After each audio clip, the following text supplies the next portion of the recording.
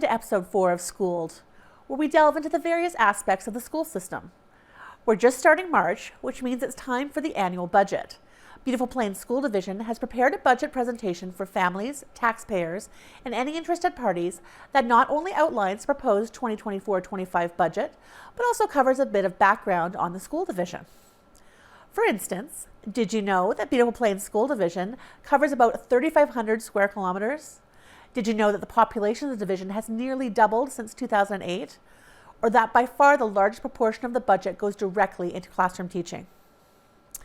Board of Trustees Chairperson Richard Manns, Secretary-Treasurer Shannon Bays, Assistant Superintendent Krista Reynolds, and Superintendent CEO Jason Young take us through the details of the Beautiful Plains School Division and the upcoming year's budget. Comments on the budget must be received from the public by March 5th to come back to the next board meeting, and the finalized budget will be sent to the province by March 31st. I'd like to welcome you to our public budget presentation where we will discuss the Beautiful Plains School Division draft budget for the 2024-2025 school year. In the room today, we have our board chair, Richard Manns, our secretary treasurer, Shannon Bays, our assistant superintendent, Krista Reynolds, and myself, Jason Young, and I'm the superintendent CEO. We'd like to thank each of you who are taking the time to join us remotely via the recording as we look to the future of our school division and meeting the ever-changing needs of our communities and the students we serve. We'd also like to thank our students, our staff, and our communities for the support we've received as a school division throughout the year. I'll first turn it over to our assistant superintendent, Krista Reynolds, for our land acknowledgement. Thank you, Jason. We wish to acknowledge the traditional lands of the Anishinaabe peoples. The Beautiful Plains School Division respects the treaties that were made on this territory, including Treaty 1 and 2. We pay respect to the elders, past and present, and descendants of this land. We honor the knowledge keepers and seek their guidance as we dedicate ourselves to move forward in partnership with Indigenous communities in a spirit of reconciliation and collaboration. Thanks, Krista. Before we get into our budgetary numbers for 24-25 and the impacts, which will be covered by our Secretary Treasurer Shannon Bays, I'll review a few slides which will provide some context for our division and our budget presentation. My slides will introduce to you our current elected board of 7 trustees and our senior admin team, share some facts about our school division, and provide you with some historical data around student enrollment and where we anticipate being next year. So a few quick facts about Beautiful Plains School Division. We extend from Spruce Woods Provincial Park in the south to Riding Mountain National Park in the north. So we span approximately 80 kilometers long by 45 kilometers wide, which accounts for the roughly 3,500 square kilometers we cover as a school division. As you can see in the map, the arrow points to our school division, Beautiful Plains. We are one of 37 school divisions in the province. We have 14 schools in our division, which is comprised of 7 community schools and 7 Hatarian schools. Our major centers are Carberry, Brookville, Neepawa, and Eden. And currently we have approximately 2,260 students, and we employ about 300 staff approximately. We currently run 21 regular bus routes, and those bus routes travel around 3,000 kilometers per day as part of their regular routes. And then on a typical year, we have between 500 and 600 extracurricular trips on top of that. Finally, we occupy just over 330,000 square feet of building space.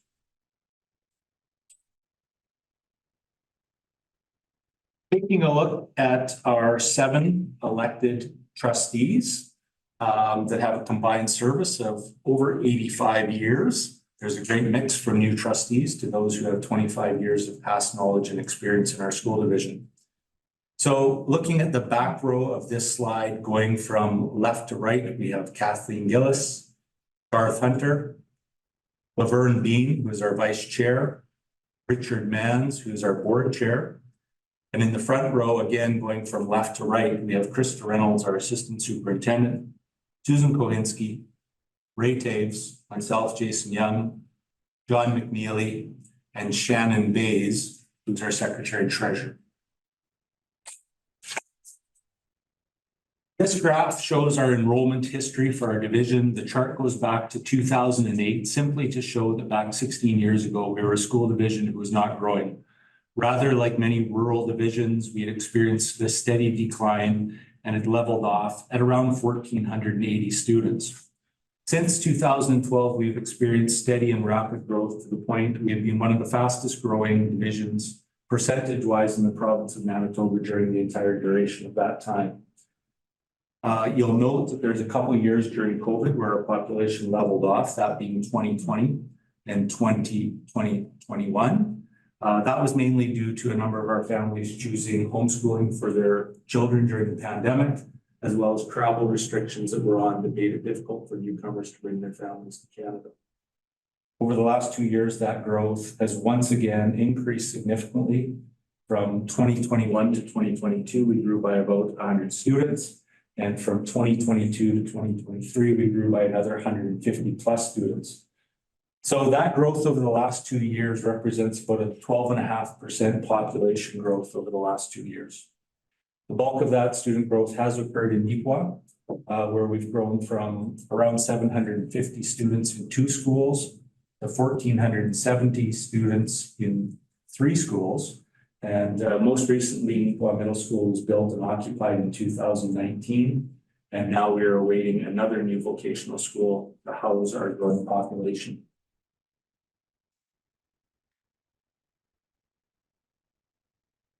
This graph represents the enrollment for our 5 largest schools in the school division. Our 2 largest communities are Carberry, which has 2 schools, and Nipawin, which has 3 schools. The graph once again shows the historical data of those communities since 2008. The bottom line, the light blue, represents our Carberry schools combined. So that's RJ1, Carberry Collegiate. And the top line is our Nipawin schools, the dark blue navy line, which represents Hazel and Kellington, Nipawin Middle School, and Nipawin Collegiate.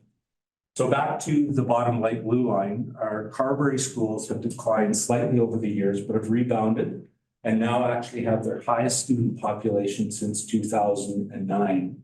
We saw a decline over the COVID years in Carberry due to homeschooling. Next year, we anticipate our population in our 2 Carberry schools being approximately 535 students.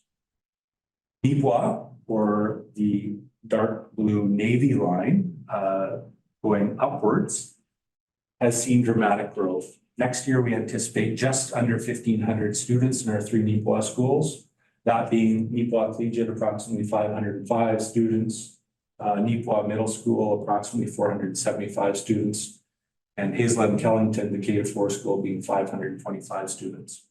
So from our low point of about 750 students in our Nipawin schools, we anticipate that being doubled next year and being approximately 1,500 students. The final graph that I will share with you is our enrollment for our 9 smaller schools. So again, the top line, dark blue navy line, represents our 7 colony schools combined. And the bottom light blue line represents our combined school population in Brookdale and J.M. Young School, which is located in Eden. So our colony schools have approximately 190 students combined. We've seen a fairly steady increase over the years with a slight decline in the past couple of years. That mainly due to having one of our colony schools choose to go independent in 2022, which you can see that dip on the graph. Our largest colony school is approximately 50 students, and our smallest colony school is approximately 15 students.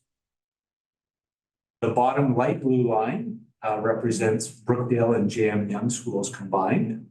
And during the early 2000s, we saw a rapid decline in those schools to a low point of where they had about 50 kids combined. Since that time, they too have started to rebound again. And next year, we anticipate around 95 students in those 2 schools, Brookdale being around 32 and J.M. Young being approximately 63 kids. So I would now like to turn it over to our Secretary Treasurer, Shannon Bates, to review our draft budget for next year. And at the end, we'll have Richard Mans, our board chair, with a few closing remarks. Thanks, Jason. I want to start us off by looking at our revenue sources. You'll see on the graph there, the blue section is their provincial funding. is just under 63% of our total revenue.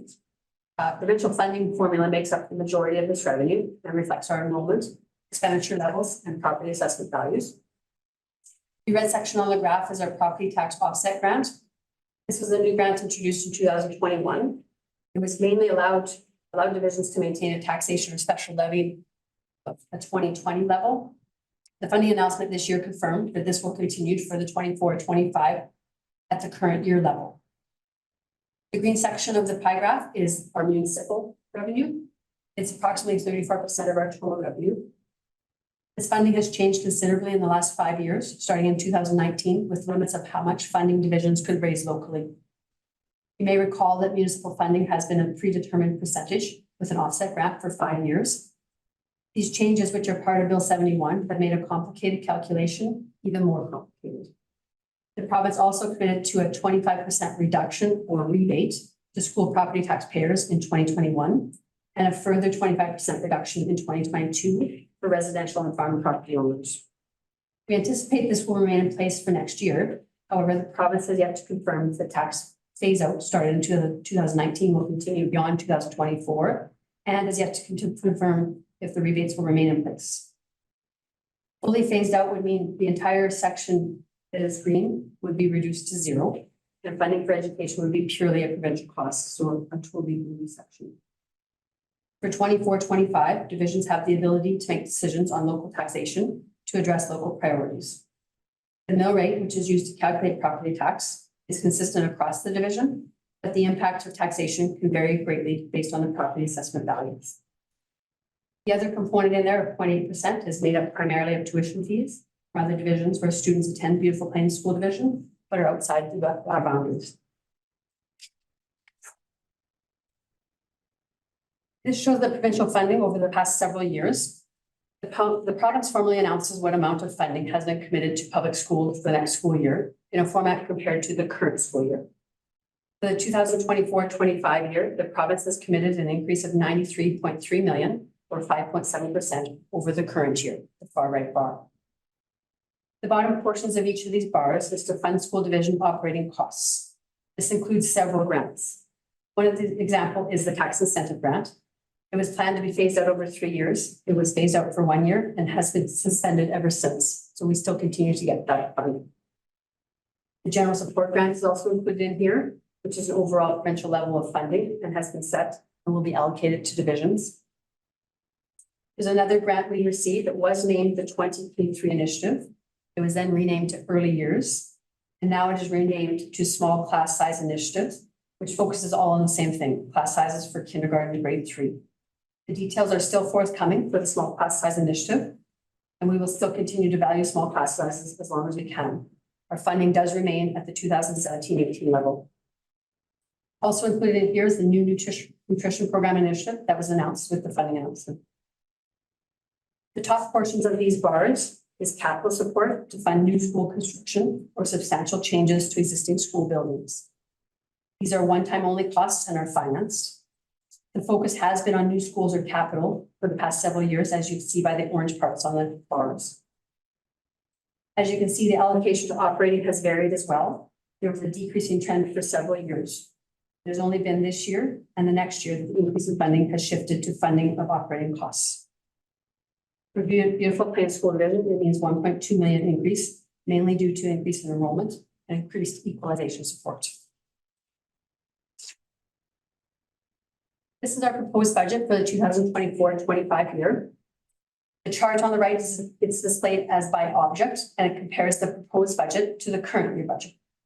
The first column is the object itself. The second column is the current year budget. Middle column is our proposed budget for 2024-25. And the final 2 columns are the change in dollars and percentage. The total proposed budget for 2024-25 is in the middle at the bottom in the green, $28.8 million. As you can see in the first 2 lines, staff costs are a majority of the budget and of the change. With the total staff costs approximately 83.5% of our operating budget, all budget discussions involve a review of staffing needs and enrollment estimates. Proposed budget is an increase of $2.25 million. It also identifies an increase in total salary and benefit costs of $1.65 million. We've included in here benefit costs and staff costs and future salary cost increases. We have collective bargaining obligations and the associated benefit changes with those. We will see a shift in the way bargaining and the costs associated with are handled since Bill 45 has been passed, which means all teacher bargaining will be done provincially. We will no longer have full local bargaining autonomy, but will need to budget for all increases resulting from provincial bargaining, which are unknown. It will be difficult to accurately predict an amount for future salary increases with these changes.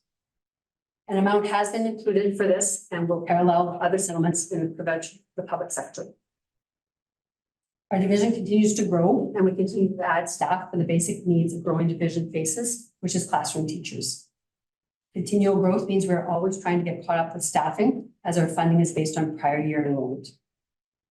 As our population grows from 1,450 to over 2,200 students, so does our other needs such as special needs, mental health supports, and other supports. We're addressing these needs with an addition of 11 FTE staff, which means full-time equivalent staff, by including 9 classroom teachers and 2 EAs.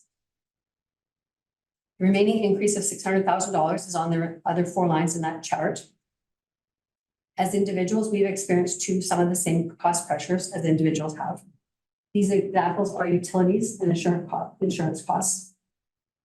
We also have in here newly announced nutrition funding and associated costs, which are included in the supply line. Additional tech devices to respond to growth are included in the computer supplies and equipment line. And we also keep our focus on maintaining our buildings and our bus fleet. The fiscal transfers and capital line includes putting aside dollars to purchase 1 new bus and save for a divisional vehicle.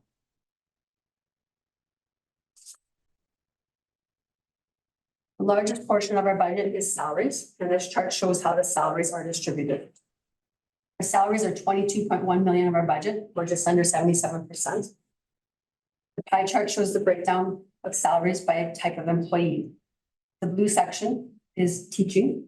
So our teachers account for 73.9% of our budget, or $16.4 million. We have 157 FTE teachers.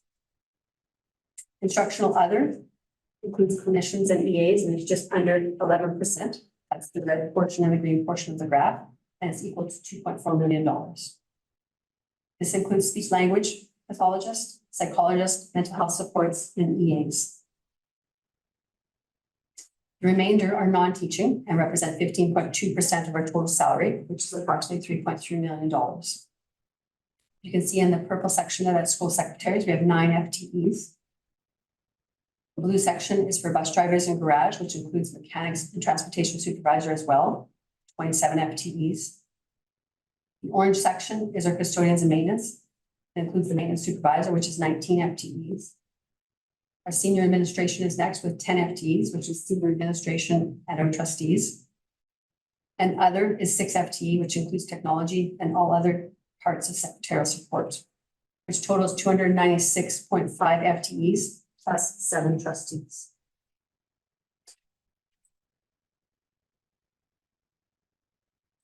This is our proposed budget again. It's just simply shown another way, which is called by function.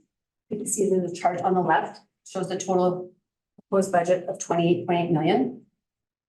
It shows the amount spent by function and the percentage of the budget spent in those areas. The majority of our spending is in regular instruction and is directed toward the classroom.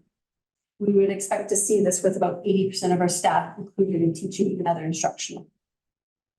You can see on the total direct support to schools would include the first line, regular instruction, the second line, student services, the third line, preschool, and the fifth line, student support services. That total is just under $23 million. And this is just under 80% of our total budget. Next is division administration, which includes senior administration, trustees, trustee election costs if appropriate, insurance, audit fees, and costs for payroll and financial systems. Is 3% of our total budget. Student transportation is just under 6% and includes all costs to transport students, maintain and insure our bus fleet. Building maintenance is approximately 9% and is all the spending to maintain our buildings. And fiscal transfers and capital includes our payroll tax, which increases as our payroll dollars increase, and also includes putting aside reserves to purchase a new bus and eventually a divisional vehicle. The pie chart on the right also shows the same information, just a different format. This slide shows the impact of our proposed budget on school property taxes. As mentioned earlier, proposed school taxes are a bit different this year compared to the last 5 years. The province has announced that divisions will have the ability to make decisions regarding local taxation to address local priorities. Limited taxation started for the 2019 and 20 budget year, which has reduced our mill rate each year since. At the 2019-20, the time it was 11.27 mils. Currently, our mill rate is 10.1 mils. For 24-25, the proposed budget is a 5.15% increase, which will make our mill rate 10.62 mils. The impact to individual taxpayers will vary depending on the type of property owned and the assessed value of the property. This chart shows the impact by type of property for every $100,000 of assessed property value in comparison to the current year. The first column is the type of property. Current year is the next column. Proposed budget is the third column, and change is the last column. As an example, we will use the residential property. For the current budget year, school property taxes are $455. Proposed 2024-25 is $478. And the increase is $23 for every $100,000 of assessed property value. Examples for farmland and commercial are the next two lines. These values are only school property taxes. There's no other details in there. No tax credits or maximums, other tax levies or rebates are included in here. When assessed property values increase, your school property tax values will increase as well. The second part of this chart considers when assessed property values increase. Using the average assessed value increase by property type gives an example of what your school property taxes could look like. It was mentioned earlier about school property tax rebates. As these are provided for by the province, determination on how these programs work and if programs will continue are all details that are determined by the province. If these rebates continue, as they have in the past few years, this will continue to reduce your school property taxes. So past school tax rebates depend on the type of property you own and have typically been reduced off your school taxes prior to any other tax credits. So past rates were 50% rebate for residential and farmland and a 10% rebate for commercial. We mentioned this program for your awareness and to show that the increase we have presented may be low. So using the residential example above, we outlined the proposed increase of $23 for residential property. This increase may be lower with the school property tax rebate. It would reduce the increase by 50% should the program continue. This would mean the increase would only be approximately $12 for every $100,000 of assessed property value.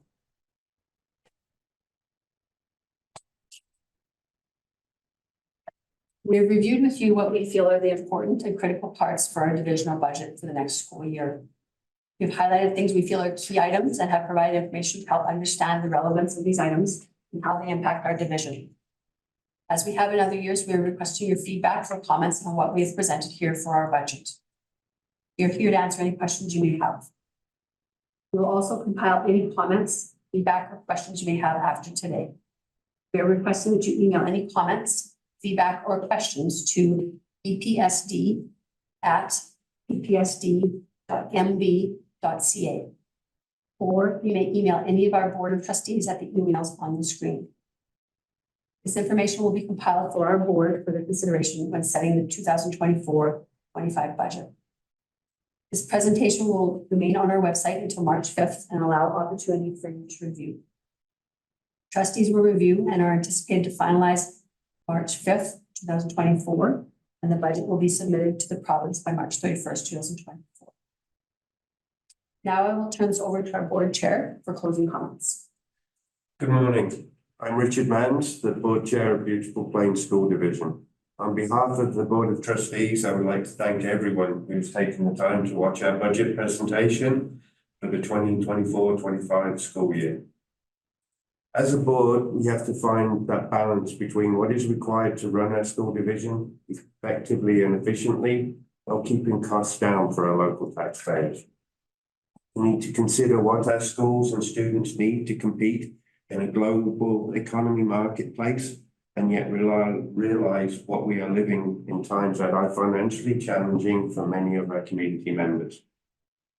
Beautiful Plains School Division continues to be one of the lowest cost per pupil school divisions in Manitoba, while still maintaining small class sizes and quality programming options. As we continue to grow rapidly, we must add the resources needed in areas including staffing, maintenance, and transportation to serve our ever-changing school population. Our superintendent spoke about our growth and the trends in our school division, and our secretary treasurer spoke to the financial impacts that has in our school that has impacts in our school division. As a board, we would welcome your thoughts and comments on the budget that has been presented. All the trustees' emails are listed along with a divisional email for you to provide your thoughts and feedback for board consideration prior to approving the budget.